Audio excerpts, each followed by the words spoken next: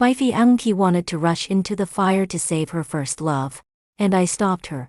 In the end, her first love was severely injured, losing both legs and suffering complete disfigurement. Unable to accept reality, he chose to end his own life. My fiancée held his hand, tears streaming down her face. Baker, don't leave me. I'm still waiting for you to marry me. In that moment, she seemed to forget that I was her fiancé. As we crossed the bridge, she suddenly erupted, hoarsely blaming me and demanding that I pay for his life. In the struggle, the car fell into the sea, and we both sank to the depths.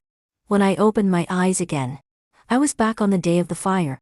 This time, when my fiancée wanted to rush into the flame, I didn't stop her. If I had seen clearly in my previous life, I would have realized that the anxiety and panic on Magdal's face had long surpassed what one should feel for an ordinary friend. Even in the face of the overwhelming flames, she showed no hesitation. I'm naturally her for many years. I didn't think I could be so decisive. As Magdalene called out Baker's name and passed by me, she only glanced at me coldly, as if I were a stranger. In that brief moment, she dashed into the fire, like a moth drawn to the flame, recklessly trying to save her lover. Such genuine emotion left me feeling inadequate, so after she rushed in, I simply found the nearest firefighter to inform them, then left. In a love triangle involving 3 people, someone always has to step aside. I thought I was the most suitable choice. Fire was quite large, and although the cause was unclear, numerous media reports and live videos flooded the internet. It was through these that I learned Magdalene had really succeeded in saving Baker this time. That was supposed to fall on Baker's legs ended up striking Magdal's face. When they were both rescued from the fire, one was injured on the left side of the face and the other on the right. They held hands tightly, sharing a passionate kiss in front of the camera. Their actions were hailed by many as the most beautiful couple, and the scars on their faces were celebrated as marks of love. This news headline appeared repeatedly on major websites, TV stations, and newspapers, to the extent that my parents saw quite a bit about it too. Eagerly celebrated the faithful love between Magdalene and Baker. But my parents wore long faces all day, especially when they looked at me. They clearly had a lot of questions but held back out of concern for my pride. I sensed their confusion and spoke up to explain I've made up my mind. Once Magdalene is discharged from the hospital, I'll cancel the engagement. Thankfully, we haven't registered for marriage, so all I need to do is inform our relative. As soon as I finished speaking, the door swung open, and Magdal's parents came in, each grabbing my arm. Kennedy, you can't cancel the engagement. We only recognize you as our son-in-law. Since Magdalene and I were the same age, her parents would often give me a ride home when my busy parents scowled and picked me up from school. If my parents weren't home yet, the warm yellow light would spill over little Magdal's face, making her look like a sparkling little bunny. Incredibly adorable. Sit next to me. You can help me eat the rice I don't like. Had always preferred vegetables over rice, so whenever we ate together, I pile her favorite dishes into her bowl, and after she'd eaten her fill, finish off the rice she called and teat. Lost in these memories, I found myself in a daze. Magdal's mother picked up a newspaper from the coffee table and pointed at Baker in anger. That Portertano diploma. No job, there's absolutely no way you let Magdalene marry him. Magdal's parents vented their frustrations at my house for quite a while, lamenting how their daughter had no sense to choose someone like me, a promising young man, instead of some good-for-nothing thud, especially one who had made the news. In recent days, various relatives and friends had called to ask about it, which left them feeling overwhelmed. My parents listened, unsure whether to chime in or remain silent. How could anyone accept that their potential daughter-in-law and off to save someone, and then kissed a stranger in front of cameras, with major media outlets covering the story? By the end, Magdal's parents grew increasingly agitated, continually gripping my hands and declaring, "Well, make sure Magdalene gives your family in it." I didn't respond, merely escorting them back home politely. My parents sighed behind me. Kennedy, what do you plan to do about this? If it weren't for what had happened in my previous life, I might still be hoping for a perfect explanation from Magdalene. After all, the bond we'd built since childhood was a part of me, not something I could easily let go of. But now, I knew very clearly that Magdalene and I were absolutely not meant to be.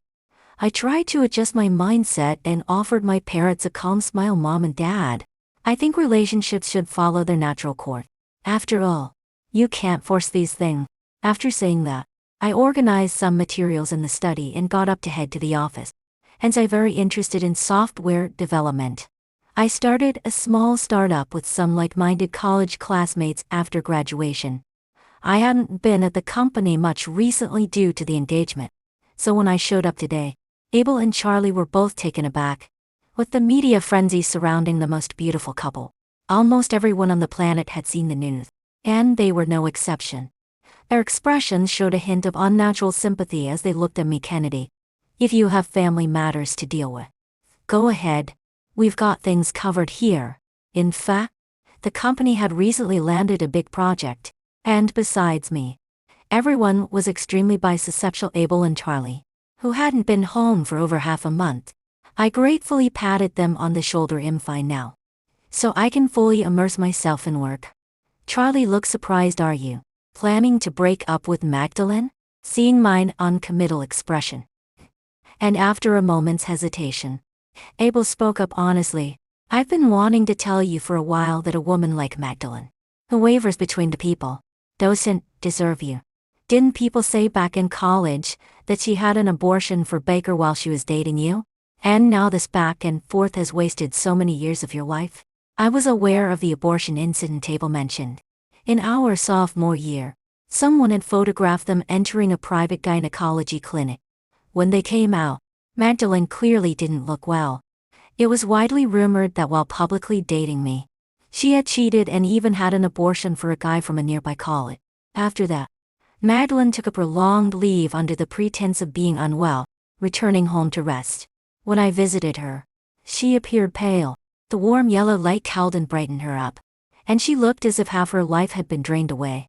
I wanted to ask her if the rumors were true, but before I could, she cried and threw herself into my arms, quickly soaking my shirt with tears. Kennedy, the rumors outside are all false.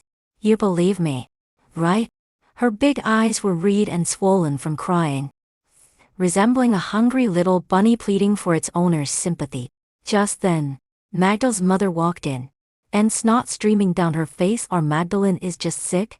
We never expected the outside world to twist it into this. I don't know what bad luck we've run into. A photo from who knows where, the man in it. I've never even met him. I don't understand how they came up with it. Kennedy, our Magdalene has been your childhood friend. After graduation, our families were supposed to be joined. You can't believe the rumors out there. The sincerity of Magdalene and her mother made it impossible for me to press further, effectively dispelling my doubt. Looking back now, it was odd that while Magdal's mother claimed not to know Baker, she could describe his background, qualification, and employment status upon seeing his photo, which didn't align with her claim of never having met him. I forced a bitter smile and pretended to be angry as I playfully punched Abel on the chest. Why didn't you remind me sooner? Fede scratched his head sheepishly. Isn't that just asking for a lightning strike? You must have your reasons for your choices. If I say too much, it could harm our relationship, right? Abel's words completely woke me up. Every choice an adult makes should be their own responsibility. Meddling from others only leads to blame, and worse, as in my previous life, to the cost of one's life. In this new life, I would only be responsible for myself. The first step in being responsible was to focus on my career. I began to devote myself wholeheartedly to this project, both to make up for my previous absence and to elevate the entire company with its success. After staying up 3 nights in a row at the office, I was about to take a break when I received a call from my mom. Kennedy, you need to come back when you have a chance. Magdal's mother insists on bringing her over to apologize. The noise on the other end was chaotic, with intermittent sounds of Magdalene crying. I frowned but ultimately agreed. When I pushed open the front door, I saw the living room packed with people. My parents were there, along with Magdal's family. Additionally, There were few mediators from the community. Seeing this scene, my expression immediately darkened. Magdalene, who had been crying continuously, lowered her head when she saw me.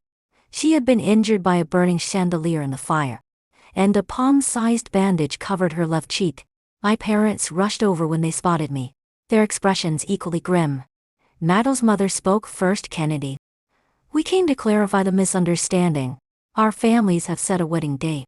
How can we easily cancel? The others who came with her nodded in agreement. Yes. Couples always have small conflict. It can be resolved. Why escalate it to an irreparable level, right? You two have known each other since childhood. Can you really break up over something so minor? I think Magdalene was just being brave. There's no need to make a big deal out of it. What's important is that you both can live well together in the future.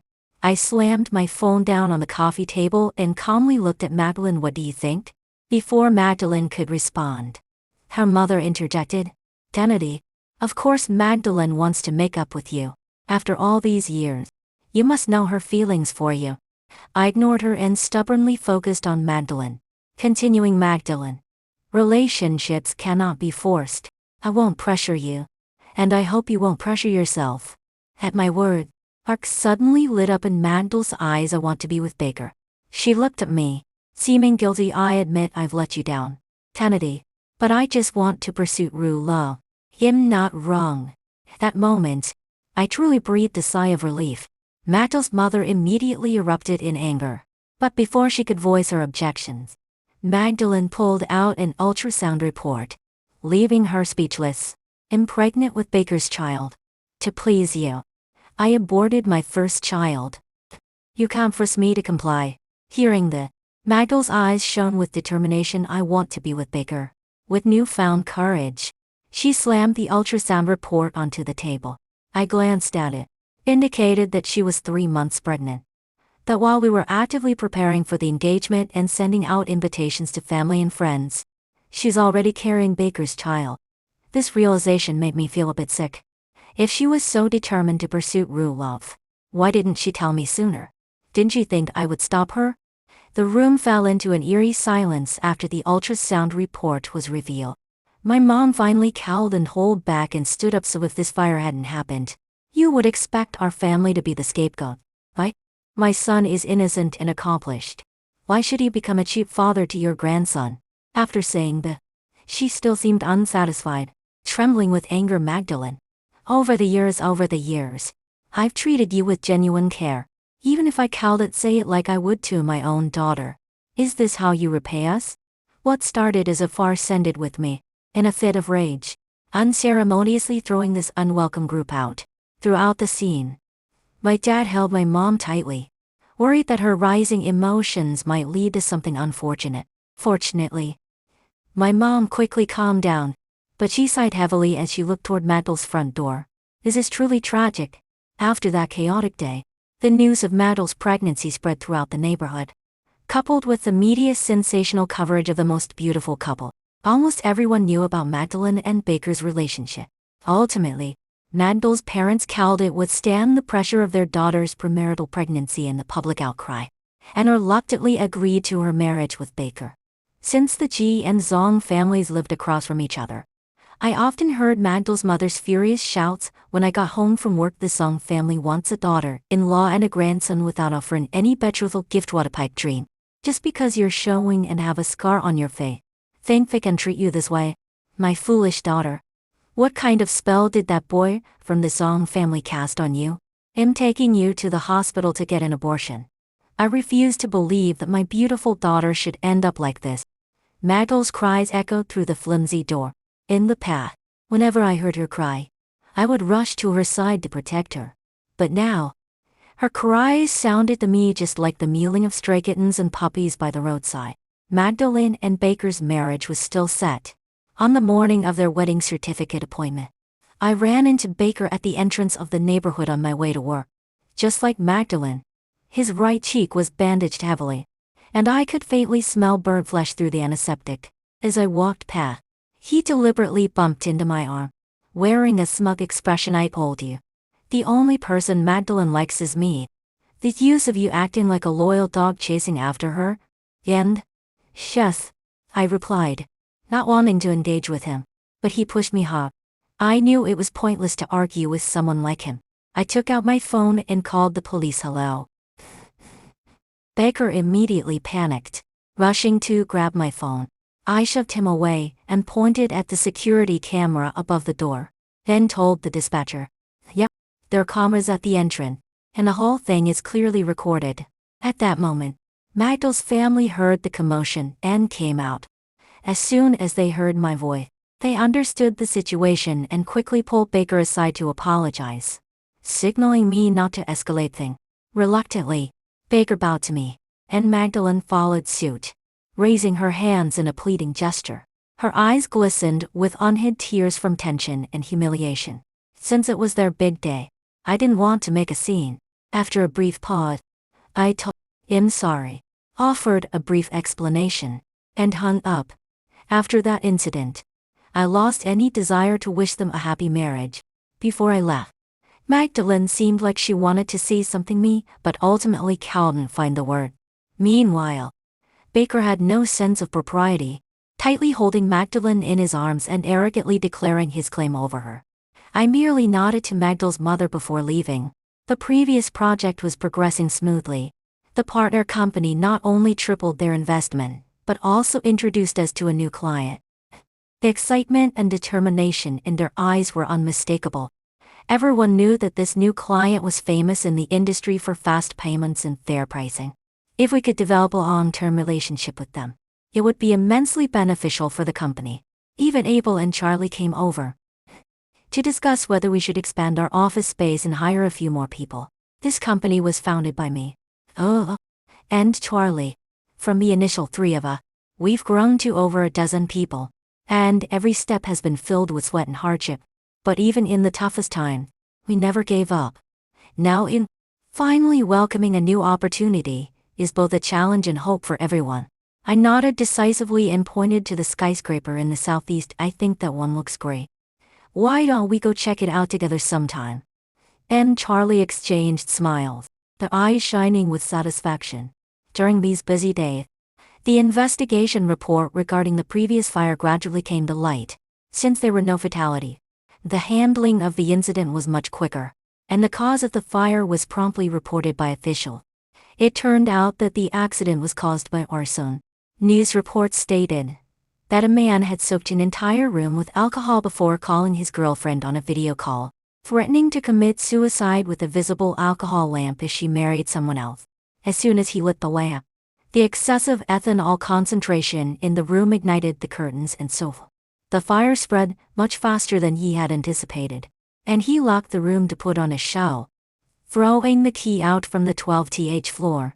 The man was trapped in the fire and could only be rescued by firefighters, narrowly escaping with his life. The most outrageous part of the whole incident was that the house he set on fire was a shared rental with his co-worker. His co-o returned after receiving the emergency call and discovered that his half of the house had been completely burned, with all his valuable belongings turned to ash. As a result, as the arsonist was about to face enormous compensation claim, although the report didn't mention name, it was obvious who the arsonist was. Trending topics quickly appeared online: the most beautiful couple suspected of infidelity, the most beautiful couple facing $1 million lawsuit, the real boyfriend is suffering. After a recent wave of publicity, Magdalene and Baker had accumulated a large fan base, with a live stream scheduled for today. Then naturally took the phone away, smiling as he said, "You never used to watch these kinds of emotional videos." As soon as today's stream went live, it was immediately blocked by the authorities for violating public decency. The comments were no longer the supportive and encouraging messages of the past. They were filled with criticisms of the scumbag and shameless woman. I wasn't interested in any of that. I learned most of the details from Charlie during casual conversation. After sharing this, he expressed satisfaction. "It's been a while since I've seen such swift karma." Abel chimed in with, "That much money, who knows if Baker can pay it back?" I tapped on the computer screen. "Have all the codes been written? Have the requirements been checked? Has the product passed testing? You have time to worry about social news." Charlie rubbed his nose and immediately rolled back to work. While Abel looked at me, with a mournful expression I didn't notice it before. But now you're just like G. Nitpicking everything. After saying that, he licked his lips and leaned in to whisper, "How's it going with the cousin I introduced you to? She's a genuine rich beauty. The daughter of a wealthy family. Even for someone as picky as you, she's more than enough." I gave him a raise my hands in a pleading gesture. "I've been so busy that I haven't slept a decent night in 5 days. Please, just let me be." Idios Babel did introduce me to a girl, but her profile picture still sits sidely in my chatlet. With our conversation limited to a couple of awkward but polite hello. In the blink of an eye, half a year has passed. The company hired several key employees and successfully moved into that skyscraper last month, more than doubling our office space. Everyone joked in the group that we could set up a bed in the office for overtime work. As expected, the company continues to thrive. Charlie and I decided to give all employees a 50% increase in their year-end bonuses in addition to project performance rewards. On this particular day, I managed to leave work on time, but I received a call from my dad saying that my mom suddenly felt dizzy and was taken to the hospital. I quickly turned the car around and headed to the city center hospital. When I arrived, I found out it was a false alarm. My mom had been feeling fine and hadn't taken her high blood pressure medication for a couple of days, which caused her blood pressure to become uncontrollable and lead to her dizziness. Nevertheless, the doctor advised us that high blood pressure is a chronic condition, and she must stick to her medication to avoid potential dangers. I left the doctor's office with the report. I happened to see a familiar face in the hallway. I glanced up at the sign of the department standings and remembered that Magdalene was about to give birth. Mother looked exhausted as Magdal's father supported her, while a strange middle-aged woman opposite them was scolding angrily. "It's just having a baby. Who hasn't had a baby? Why does it have to be my son? Besides, your daughter hadn't spent so much on prenatal checkups. My son wouldn't have to work so hard to earn money. Madeline is really useless, making such a fuss over having a baby. People will laugh at her." Magdal's mom turned red with anger, struggling to speak. "Isn't Magdalene carrying your family's child? Has Baker, as her husband, come to see her even once since she got to the hospital? And by the way, Magdalene paid for the prenatal checkups herself. Have you contributed even a cent?" Mother stood her ground, hands on her hips. "In the end, because your family will lend money to Baker to pay off his debts. The court is pressuring him daily. How can he come out freely? I say, once we're married, we're family. If you sell the house, won't Baker's debts be paid off? Then Baker can come to the hospital to take care of Magdalene. Aren't you two old folks just hoarding your meager saving? With parents like you, Magdalene must have really hit rock bottom." While the two continued to argue, ushed out in a panic, "The patient is experiencing severe hemorrhaging and needs immediate surgery. You'd need to go to the window to pay."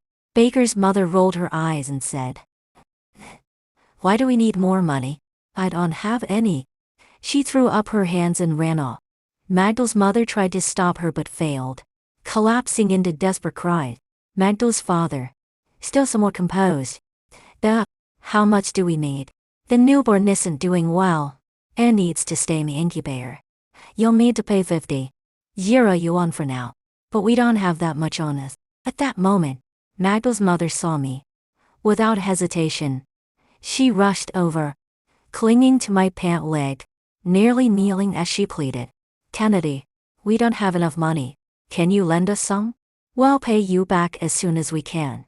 Then naturally took the phone away, smiling as he said, "You never used to watch these kind of emotional videos. Save Magdalene." Magdal's father came over too. These two elders, who had always been kind to me, seemed to have aged over a decade in just a few months. Now, they were begging me, tears streaming down their faces. I didn't hesitate and followed them to the payment window. Thankfully, I had some cash on me for emergency, and they weren't short by much. We quickly raised the 50, and I transferred them a few thousand more just in case. It makes sense. Magdal's family was wealthy, but her parents had steady jobs and pensions. They shouldn't have trouble coming up with 50. Sensing my confusion, Magdal's father explained. Baker set a fire and owes over 5 million in damages to his co-worker, landlord. And neighbors. His family has no money, and the court can't enforce it. So the victims come to our house to demand payment. Magdalene needed peace to rest. The only valuable thing left is the house. No wonder my mom mentioned hearing loud disturbances from their house recently. Now, it made sense. I nodded in understanding and was about to leave when Magdalene's mother suddenly grabbed my hand, weeping. If only Magdalene had married you. Kennedy. Magdalene's father wiped his tears and added, Kennedy, why don't you come see Magdalene with us? I smiled and shook my head. There's no need. It could lead misunderstanding. The commotion in the hospital hallway attracted attention, and word soon reached my mom. Her expression wasn't happy or sympathetic. She merely sighed and said, It's all fate. I later heard that Magdalene was discharged on the third day, but her baby had to stay in the incubator due to being born prematurely. I don't know if it was a coincidence, but I ran into her during my lunch break. Normally, after lunch at the company, I would sit with my colleagues in the cafe downstairs. They all had something to do, so I came down alone. Just as I sat down, Magdalene took a seat across from me. She looked much heavier, but her overall appearance conveyed a sickly, malnourished state. With the signs of life's hardships etched around her eyes and brow, it was clear she had made an effort to wear makeup. Yet it couldn't hide the large scar left from her attempt to rescue her lover. I glanced at her, and she shyly grabbed her hair at the temple, trying to cover up that mark of love. It will go away, she said softly. Her former bright and lively demeanor completely gone. Her voice was hauntingly thin but still raspy, and she continued explaining to herself, I've prepared the money. Next month, you'll have cosmetic surgery. The doctor is very experienced and says I can recover 80 to 90%. Then it'll be as beautiful as before. I finally understood what she meant and nodded slowly. That's good. Wishing you success, I said, and then turned away, planning to take my coffee back to the office. Magdalene noticed my intention and awkwardly stood up, blocking my path. Kennedy, why did you delete me? Deleting Magdalene's contact information wasn't my decision. After her last visit to negotiate at my house, my mom had taken my phone and deleted all of them, saying she wanted peace and to keep things clean. I didn't want to explain. I just smiled politely at her. The social etiquette of adults often means seeing through things without saying a word. But then Magdalene suddenly started crying. Kennedy, I know you're angry because I called off the engagement, because I fell in love with someone else. You have every right to be upset. We were such a perfect match. Yet I veered off course. I really regret it. I rushed into the fire to save him. I had already convinced myself to get engaged to you. He pulled a tissue from the table and handed it to her. It's okay. It's all in the past. There's nothing to regret. But Magdalene clung to my hand like it was her last lifeline, her sickly arms straining with tension. Kennedy, can you give me another chance? We loved each other so much. We can start over. As more people began to gather around us, I decisively pulled my hand back a step, my expression guarded. Magdalene, we've already moved on. I hope you can accept that. Kennedy, I know you still like me. Why would you have shown up at the hospital on the day I had my baby and paid for my treatment? I took a deep breath. That day, I was taking my mom to the hospital. I just happened to run into you. Even if you were a stranger, I wouldn't stand by and let someone die. Magdalene wouldn't accept that and tried to reach for me again. At that moment, a fair and healthy arm wrapped around me, resting affectionately against my side. Emmy, your child is still in the hospital. Please stop bothering my boyfriend. I looked over in surprise at the girl who had suddenly appeared beside me. Her face seemed oddly familiar. Not far away, Abel was signaling me frantically. I finally remembered that this girl was Eileen, the cousin Abel had introduced to me not long ago. Exuding an air of confidence, her wavy long hair brushed lightly against my hand. The sensation like being gently stroked by feathers. I slowly moved my gaze away and saw Magdalene glaring at me in a mix of anger and despair. Understanding the unspoken tension, I placed my hand on Eileen's. In that moment, Magdalene completely broke down and screamed as she ran out of the cafe. Eileen then withdrew her hand and looked at me with a triumphant expression. So this is the legendary Kennedy. You sure have a lot of bad luck with romance. I smiled sincerely at her. Thank you, Miss Eileen, for rescuing me. Maybe it was just my imagination. But I thought I saw a faint blush on Eileen's face as she playfully cleared her throat. Then naturally took the phone away, smiling as he said, "You never used to watch these kind of emotional videos. How are you going to thank me?" At that moment, Abel finally squeezed his way out of the crowd, patting my back with bravado. Of course, you should dedicate yourself to her. With Kennedy's look, Fedio's physique, and status, it's a total steal. Now I could see Eileen was genuinely blushing. Her gaze inadvertently drifting toward me. Then treat me to a meal first. I happened to be hungry. The meal turned out to be quite enjoyable for everyone. After eating, just before leaving, her friends couldn't help but look back at me, whispering something to Eileen that made her stomp her feet in annoyance. Abel stood next to me. That's why everyone says Kennedy is the living mascot of our company. Lainey, a girl like her is just a piece of cake. I elbowed Abel playfully. Stop joking around. That evening, when I got home, I received a message. One meal isn't enough for today's favor. I could almost picture Eileen's smug expression when she sent that. My fingers danced across the screen as I quickly replied. Of course. I await your instruction, Miss Eileen. Unexpectedly, someone at the cafe that day recognized Magdalene as one of the girls from the viral Most Beautiful Couple video and immediately uploaded the entire incident online. What was once a symbol of steadfast love turned into a public declaration of feelings for an ex-boyfriend. The incident quickly trended, and both Eileen and I garnered some attention as well. The online discussion was buzzing. I can't believe Magdal's ex, Sean Ren, is so handsome. He seems to be the founder of a promising company. Where did this rich and handsome guy come from? The girl on his arm is beautiful too. They really make a great couple. As I scrolled through these comments, Eileen couldn't hide her amusement.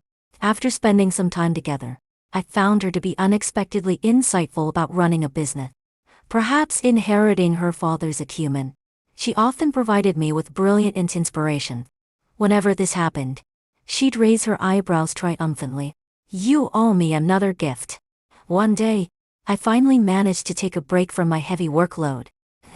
In that case, I need to make good on that promise. She happily linked her arm with mine and immediately pointed the way. The shopping mall was particularly bustling at year-end, and I followed Eileen, carrying bags as I watched her energetically shop, which lightened my mood.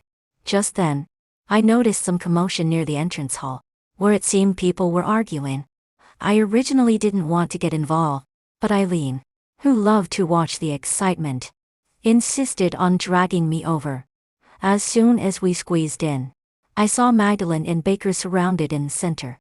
Magdalene was in a pitiful state, crouching on the ground and clutching Baker's leg, screaming in desperation. Did you take the money I saved for my surgery? They'd, showing no concern for his wife who had just given birth, kicked her away in disgust. You shameless what? You want to get plastic surgery to win back your ex-boyfriend? You want to put a green hat on me? Dream on. The scar on Baker's face was larger and more terrifying than Magdale's, resembling a twisted centipede that ran across the right side of his face. Combined with his fierce expression, he looked like a devil incarnate. Magdalene was crying so hard, she seemed on the verge of passing out. Please give me my money back. This is my only hope. I don't want to live with this scar forever. Suddenly, as if remembering something, she screamed, Baker, don't forget. If it weren't for saving you, how would my face have ended up like this? Baker, if it weren't for you, how would I be in so much debt? This your fault. You deserve it. With that, he stomped heavily on Magdalene and left the hall without looking back, leaving her lying on the ground in despair, lamenting her regrets. Throughout the scene, Eileen watched in shock, finally turning to me and asking whether it was meant for me or herself. I couldn't tell if the Magdalene of the past could see the outcome now. I wonder if she would still betray you. I took Eileen's hand and playfully rubbed her nose. There's no such thing as what if in this world. The most important lesson for adults is to take responsibility for all the decisions they make. Eileen mischievously blinked at me. Have you ever regretted anything? I thought seriously for a moment before replying. If I did, it would definitely be for not adding after your kindness. Miss Eileen, when can I take you out for a meal?